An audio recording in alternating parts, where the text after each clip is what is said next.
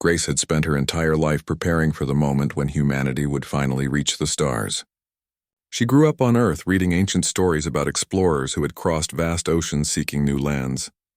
Those explorers had changed the world through courage and determination. Now it was humanity's turn to cross the cosmic ocean and find their place among the stars. The Pioneer was the most advanced ship humanity had ever built, and Grace had been chosen to command it. She stood on the bridge looking at the stars ahead, knowing that everything humanity had worked for was about to change. The crew around her was nervous but ready. They had trained for years for this mission. They had learned everything there was to know about space travel, alien contact protocols, and survival in unknown environments. Grace felt the weight of responsibility on her shoulders. She was not just representing herself or her crew. She was representing the entire human species. Everything humans would become in the future depended on this moment. The communication officer suddenly spoke up. "Captain, we are receiving a signal from the space station ahead," he said. "It is identified as Vorthan Station 7. They are asking us to identify ourselves and state our purpose." Grace took a deep breath and moved to the communication console. "This is Captain Grace of the human exploration vessel Pioneer," she transmitted. "We come in peace seeking to establish diplomatic relations with the people of this station."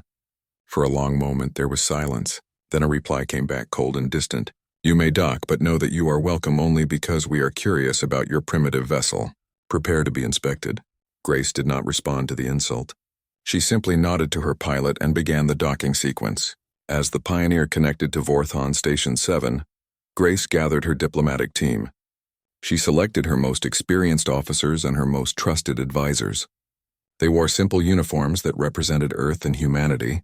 They carried no weapons, only gifts and documents that explained human history and culture. Grace wanted to show that humans came in peace. When the airlock opened, Grace stepped through first. She saw a tall figure waiting for her and her breath caught. The Vorthan woman was stunning. She had skin that shimmered like silver, eyes like liquid mercury, and an aura of authority that filled the entire chamber. This was Lyra, the Vorthan's greatest negotiator. Lyra looked down at Grace with an expression of barely concealed contempt.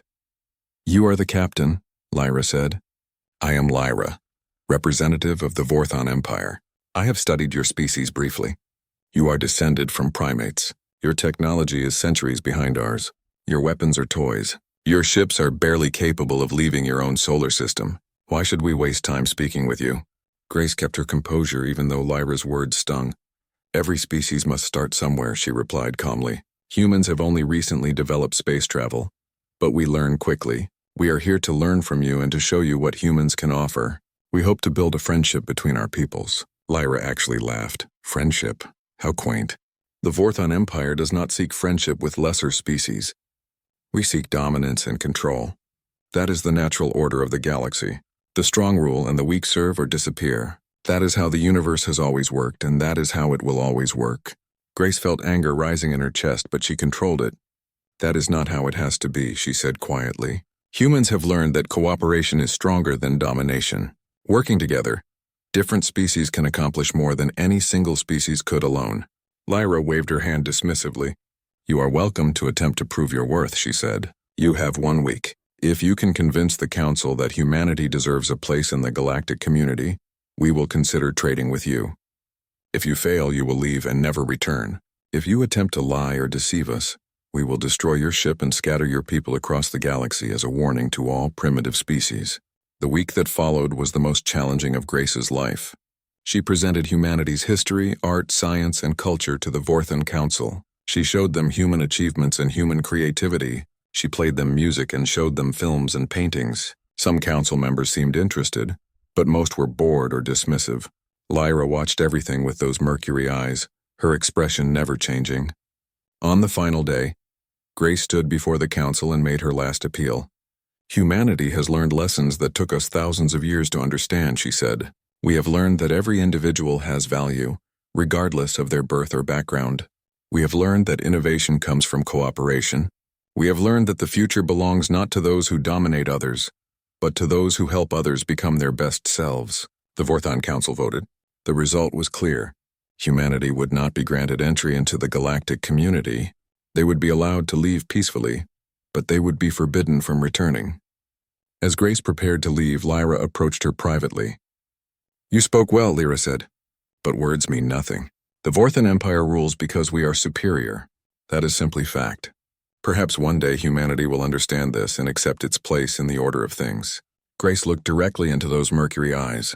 "Or perhaps one day you will understand that true superiority is measured not by how much you dominate others, but by how much you help others grow," she replied.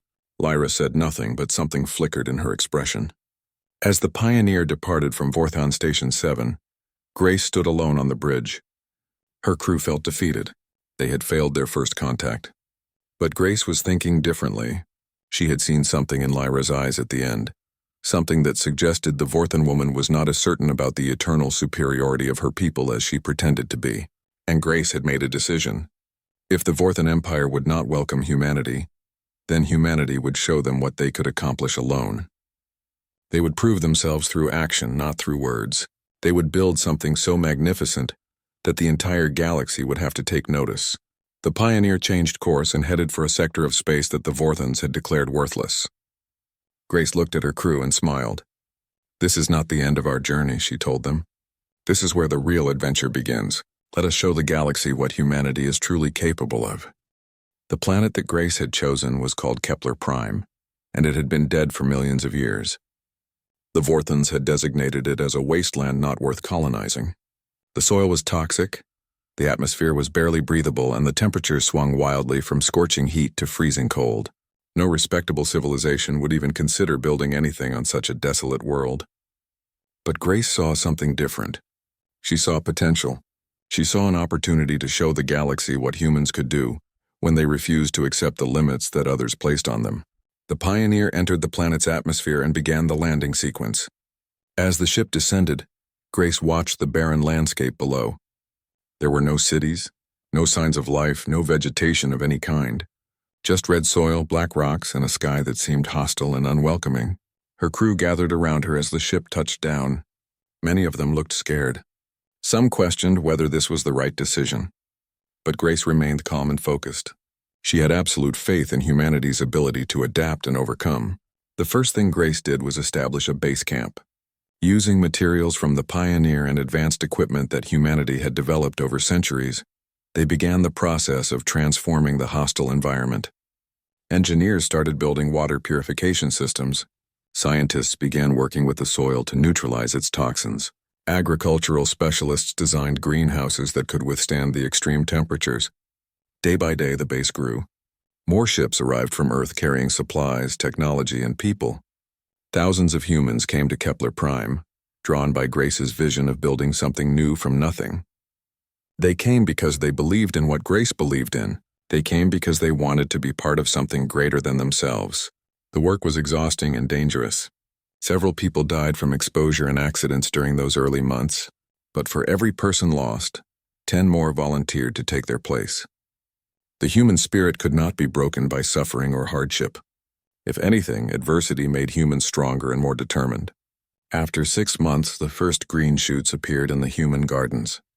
Real plants grew from the soil that they had worked so hard to rehabilitate. After a year, there were forests. After 2 years, there were cities with lights and buildings. The transformation was miraculous. Kepler Prime had been given new life through human effort and determination. But Grace was not satisfied with just one colony. She sent ships to other worlds that the Vorthans had deemed worthless. Humans established settlements on frozen planets with temperatures hundreds of degrees below zero. They built bases on planets covered entirely in desert. They created underwater cities on water worlds that the Vorthans had considered too hostile. Every world that humans touched was transformed. Every dead planet became alive with human energy and human ingenuity. Meanwhile, back in the Vorthan Empire, Lyra was watching. She had been tasked with monitoring human activity, and what she discovered shocked her. The humans were not failing as she had expected. They were succeeding. They were doing the impossible. They were making dead worlds bloom. Lyra requested access to detailed reports about human colonies. She studied their methods, their technology, their organizational systems. She looked at the speed with which they were advancing and the efficiency with which they were solving problems. Most shocking of all, she noticed that other species were beginning to interact with humans. The Keltharians, a merchant species, had begun trading with human colonies. The Zephyrians, known for their advanced science, had established research partnerships with human scientists. Species that the Vorthons had always considered beneath them were now choosing to associate with humans instead. Lyra reported her findings to the Vorthon Council. She explained that humans were growing stronger and more influential every day. She warned them that if the trend continued, humanity would eventually become a major power in the galaxy. The council dismissed her concerns. One elderly Vorthon leader actually laughed at her warning. "These primitive creatures cannot possibly threaten our empire," he said. "The Vorthon Empire has existed for 10,000 years. We have conquered thousands of worlds. We have bent entire civilizations to our will. No species of bipedal primates will ever change that." But Lyra knew something that the council did not. She had studied human history carefully. She had read about human wars and human conflicts. She had seen how humans adapted to new challenges and overcome obstacles that should have destroyed them. She had learned that human strength did not come from any single individual or any single technology. Human strength came from an almost inexplicable refusal to accept defeat. Humans did not just survive impossible situations. They thrived in them. They grew stronger through adversity. And now Grace was leading humanity into the most hostile environment possible. And instead of being destroyed, humans were creating something beautiful. Lyra requested special permission to visit one of the human colonies. The Vorthon Council was puzzled by this request, but eventually they allowed it. Lyra had always been their most reliable advisor. If she felt this was important, then perhaps it was worth investigating. Lyra arrived at Kepler Prime and was immediately stunned by what she saw. This dead world had been transformed into a living paradise. There were forests with trees that seemed to touch the sky. There were rivers with clear water. There were cities with lights that reflected off buildings made of materials unknown to the Vorthon Empire. Humans and representatives from a dozen other species walked freely through the streets, trading goods and sharing knowledge. Lyra felt something shifting inside her as she walked through the city. Everything the Vorthon Council had taught her about the natural order of the galaxy suddenly seemed less certain. They had taught her that strength meant domination. But what she saw here was different. What she saw was humans and other species working together, each contributing their unique talents, creating something that was truly greater than any of them could have created alone. Grace found Lyra walking through the central marketplace. The human captain was different from how Lyra remembered her. She seemed stronger, more confident. She had been changed by her time on this world, transformed by the act of creation and transformation. Grace approached Lyra and extended her hand. "Welcome to Kepler Prime," she said. "I hope you can see now that there is more than one way to be strong in this galaxy." Lyra took Grace's hand and something passed between them. For the first time in 10,000 years of Vorthon history, a Vorthon woman stood as an equal with a human, understanding for the first time that perhaps her people had been wrong all along. Lyra's return to the Vorthon Empire changed everything. She brought with her detailed reports, visual documentation, and personal testimony about what she had witnessed on Kepler Prime. But more importantly, she brought something intangible. She brought doubt. For the first time in thousands of years, a respected Vorthon leader was questioning the fundamental beliefs that held the Empire together. Lyra stood before the High Council and presented her findings. She described the transformation of Kepler Prime. She explained the human achievement of making a dead world habitable and prosperous. She detailed the alliances that humans had formed with other species. She documented the technological advancement that humans had achieved in just a few short years. But the council remained skeptical. They argued that these were merely temporary successes, that humans would eventually fail as all lesser species did. One council member suggested that the humans had simply gotten lucky. Another claimed that humans had probably stolen technology from other species. A third insisted that it was all some elaborate trick designed to infiltrate and eventually destroy the Vorthon Empire. Lyra listened to all these arguments, and then she made a statement that shocked the entire council. "I believe," she said carefully, "that we have been wrong. I believe that the Vorthon Empire's view of strength and superiority is flawed. I believe that humans represent a fundamentally different way of being in the galaxy, and that way might be superior to our own." The reaction was explosive. Several council members stood up and shouted at Lyra, accusing her of betrayal. Others demanded that she explain how she could possibly suggest that primitives could be superior to Vorthons. The oldest council member, who had lived for over 2,000 years, called for Lyra's exile. But Lyra stood firm. She did not back down from her position.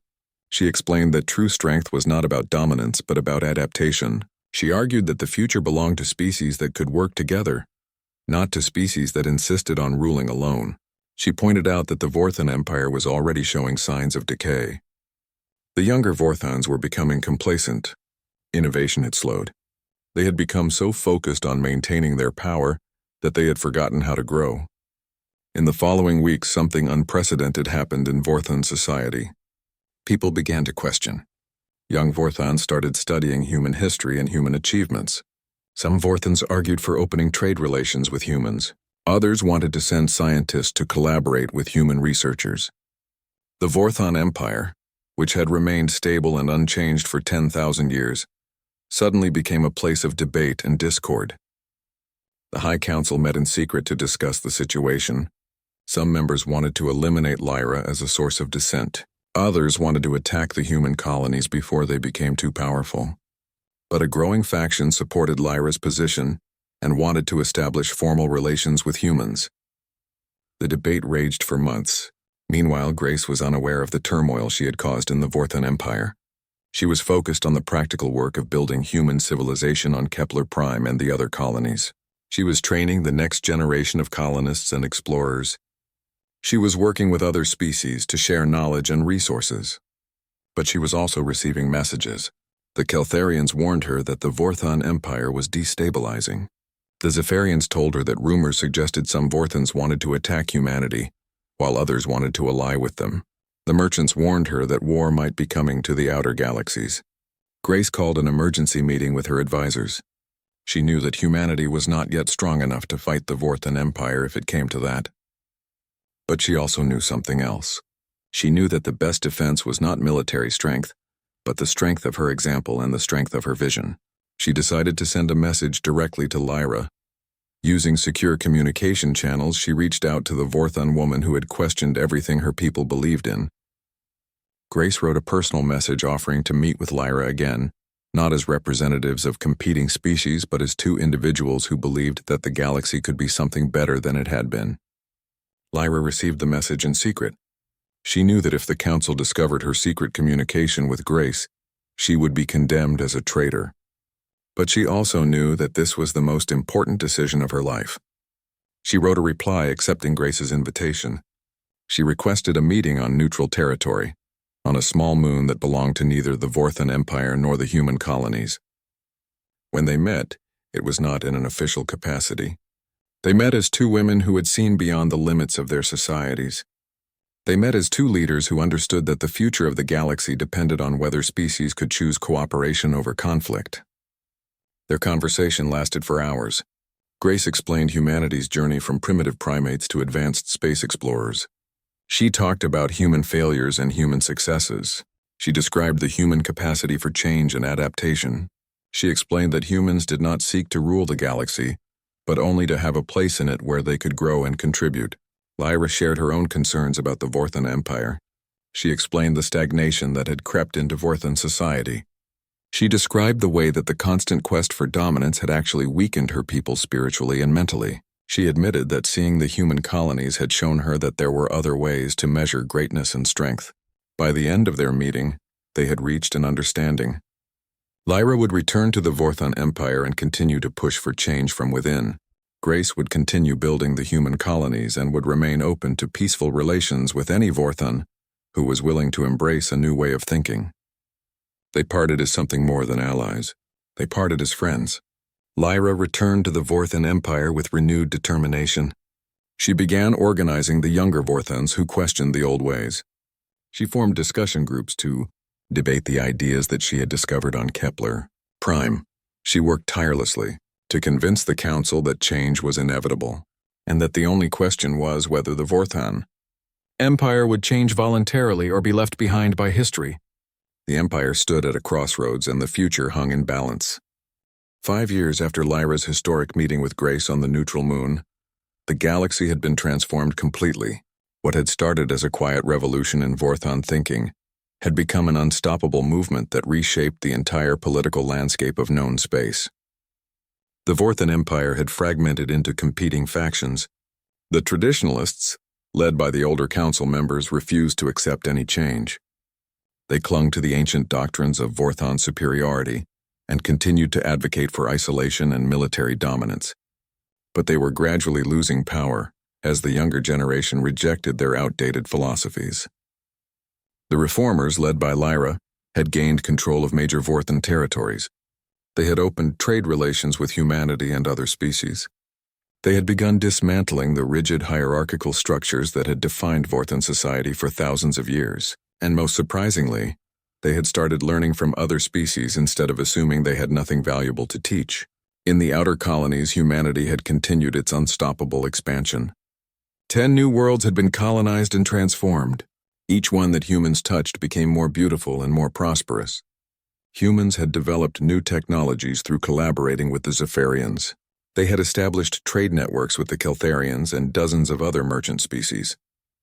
But most importantly, they had demonstrated that a species could achieve greatness through cooperation and innovation rather than through conquest and domination.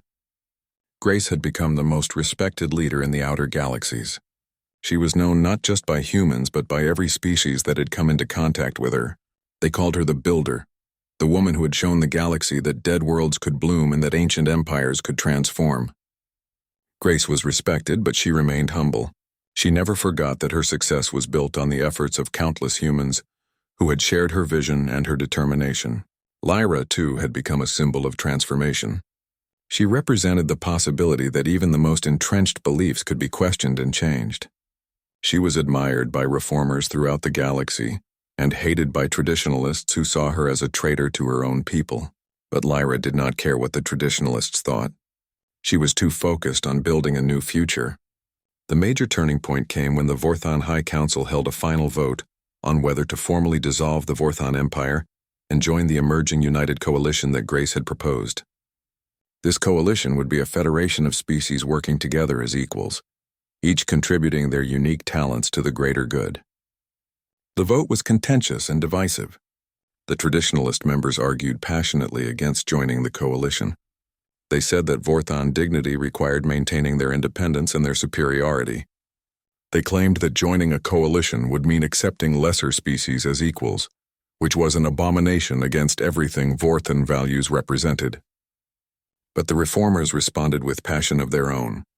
They pointed to the prosperity of the human colonies and the success of the cooperative trading networks. They argued that the future belonged to species that could adapt and change, not to species that clung to outdated ways. They made the case that joining the coalition would not diminish Vorthan greatness, but would elevate it to a new level. When the votes were counted, the result was clear. The reformers had won. The Vorthon Empire would be transformed into an independent Vorthon nation that would join the United Coalition as an equal member. The traditionalist faction refused to accept this outcome. They took control of several Vorthan fleets and declared their intention to resist the reformers by force. For a terrifying moment, it seemed that the galaxy would descend into civil war, but Grace had already anticipated this possibility. She had worked quietly with Lyra to develop a contingency plan. When the traditionalist forces mobilized, they were met not just by reformed Vorthon forces but by a coalition military that included humans, Zephyrians, Keltharians, and representatives from dozens of other species.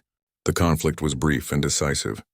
The traditionalists, faced with the overwhelming military superiority of the United Coalition, chose to surrender rather than fight.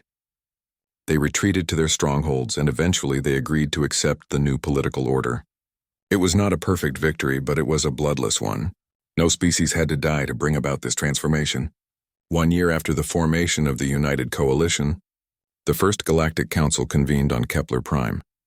Representatives from over 100 species gathered in a massive amphitheater to establish the principles by which their civilization would operate. Grace stood before them as the ceremonial leader of the coalition, though she insisted on calling herself simply a guide rather than a ruler. Lyra stood beside her, representing the Vorthan nation. Around them were leaders from every corner of the galaxy, each one bringing their own perspective and their own wisdom to the table. Grace spoke first, addressing the assembly.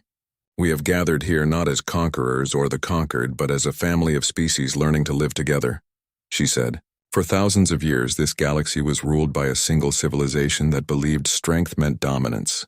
But we have learned a different lesson. We have learned that true strength comes from working together. We have learned that every species has value and every individual has something to contribute. We have learned that the future is not built by those who rule others, but by those who help others become their best selves. Lyra then addressed the assembly. "I stand before you as someone whose entire worldview has been transformed," she said. "I was taught that my species was superior, that others existed only to serve our purposes. But I met a woman who showed me that there is another way. I learned that cooperation creates more than dominance ever could. I learned that transformation is possible, even for those of us who have been locked in old ways for thousands of years. From this day forward, the United Coalition will be built on principles of equality, mutual respect, and the conviction that diversity makes us stronger, not weaker." The Council drafted a charter that would govern the new galactic civilization. It established free trade between all member species. It created councils where every species would have equal representation, regardless of size or military power. It established education programs where young individuals from different species could learn from each other. It created scientific research facilities where the brightest minds from 100 different worlds could work together to solve the galaxy's problems. For the first time in recorded history, the galaxy had a unified vision. It was not a vision of conquest or control. It was a vision of growth and cooperation and transformation. Species that had never communicated before began trading with each other. Species that had been enemies for millennia laid down their weapons and became partners. The future had arrived, and it was beautiful. 15 years after the formation of the United Coalition, the galaxy had become almost unrecognizable from what it had been. Worlds that had been silent and empty were now filled with life and energy. Species that had never interacted before were building cities together and raising their children side by side. The great dead planets that Vorthans had abandoned were now the centers of cultural and economic achievement. Kepler Prime had become the heart of the coalition, a symbol of what was possible when different peoples worked together toward a common goal. But Grace was thinking about something different. She had retired from her official role as ceremonial leader of the coalition. A new generation of leaders from dozens of different species had taken over the work of governance and administration. Grace had stepped back from the day-to-day politics because she wanted to focus on something she found even more important than government. She wanted to preserve and share the story of what had happened. She wanted future generations to understand that the change that had transformed the galaxy had started with a single woman who refused to accept that things had to remain as they always had been. Grace was working on a comprehensive history of the coalition's formation when Lyra came to visit her on Kepler Prime. Lyra had aged gracefully over the years. She still carried herself with the same dignified bearing that had always defined her, but her silver eyes now held warmth and kindness that had been absent in those early days. The two women embraced as close friends, though they had met as representatives of competing civilizations. "We have accomplished so much," Lyra said as they walked through the gardens of Kepler Prime. These gardens were a fusion of Vorthon aesthetics and human practicality, beautiful and productive at the same time. "Do you remember when I told you that the Vorthon Empire would never change?" she continued. "I cannot believe how wrong I was." Grace smiled. "You were not wrong," she replied. "You were just looking at the world through the eyes that you had been given. It took courage to question those eyes and to look for a new way of seeing. That courage changed everything." The two women stood together looking out at the city below. It was a city of impossible beauty. Vorthan crystal structures rose next to human buildings made of renewable materials. Zephyrian technology powered the lights and transportation systems. Keltharian markets filled the streets with traders from 100 different worlds buying and selling goods. Children from a dozen different species played in parks designed to be safe for all of them. Humans, Vorthons, Zephyrians, and countless others worked side by side in offices and laboratories. It was a living testament to what could be achieved through cooperation and mutual respect. "I have been thinking about something," Lyra said. "I want to go back to the Vorthon homeland. I want to establish a school there, a place where young Vorthons can learn about other species and other ways of being. I want them to understand from birth that there is a universe full of different peoples, all with something valuable to contribute. They should not grow up the way I did, surrounded only by Vorthon culture and Vorthon beliefs." Grace nodded. "That is a beautiful idea," she said. "Will you call it the Institute of Unity or something like that?" Lyra smiled. Actually, I was thinking of calling it the Grace Institute, in honor of the woman who showed me that it was possible to transform everything I believed about the world. Grace was touched by this gesture, but she protested. That seems unnecessary. There are many people who contributed to this transformation. I was just one voice speaking what I believed. But Lyra was insistent. You were the first, she said. You were the one who refused to accept that the old order had to continue. You were the one who took the risk of building something new when everyone said it was impossible. Without your example, I would never have found the courage to question everything I had been taught. The two women spent hours talking that day. They reminisced about their first meeting on Vorthon Station 7, when they had been adversaries from different worlds with different values. They talked about the moment when they had first begun to see each other as equals, rather than as representatives of competing species. They discussed the challenges they had faced in building the coalition and the obstacles they had overcome. But mostly they talked about the future. What comes next? Lyra asked. We have built a coalition and established peace across the galaxy. We have created systems of cooperation and mutual benefit. But what is the goal beyond that? What do we work toward now? Grace thought about this carefully. I think we work toward ensuring that what we have built does not become static or stagnant, the way the Vorthon Empire did, she said. We have to continue to grow and change and adapt. We have to encourage young leaders to question us and to challenge our assumptions. We have to remain open to new ideas and new ways of thinking. The moment we become satisfied with what we have accomplished is the moment we begin to decline. Lyra nodded. That is wise, she said. It is why I want to create the Institute. We must teach each new generation that the world is not fixed. They must learn that they have the power to transform their circumstances and to build something better than what came before. As the sun set over Kepler Prime, casting beautiful colors across the sky, the two women stood together in companionable silence. They had come from different worlds and different traditions. They had faced each other as adversaries. But through shared vision and mutual respect, they had become close friends and partners in creating something extraordinary. Below them, the city lights began to twinkle as evening fell. Humans and Vorthons and Zephyrians and representatives from 100 other species were settling in for the night, returning to their homes and their families. Children from different species were playing together in the streets. Workers were heading home after productive days spent collaborating with colleagues from other worlds. The galaxy had changed so completely that many young people who had grown up in the coalition did not even remember what it had been like before. To them, cooperation and equality between different species was simply the natural state of things. They did not understand the fear and prejudice that had once defined galactic civilization. And that was exactly as it should be. Grace looked at Lyra and smiled. We did it, she said simply. We actually did it. We transformed the galaxy from a place of domination and hierarchy to a place of cooperation and mutual growth. Lyra returned the smile. No, she said. Humanity did it. Humanity showed the galaxy what was possible. And I, a Vorthon who had been taught to believe in superiority and dominance, finally understood. I finally saw that true strength was not about ruling others, but about helping others become their best selves.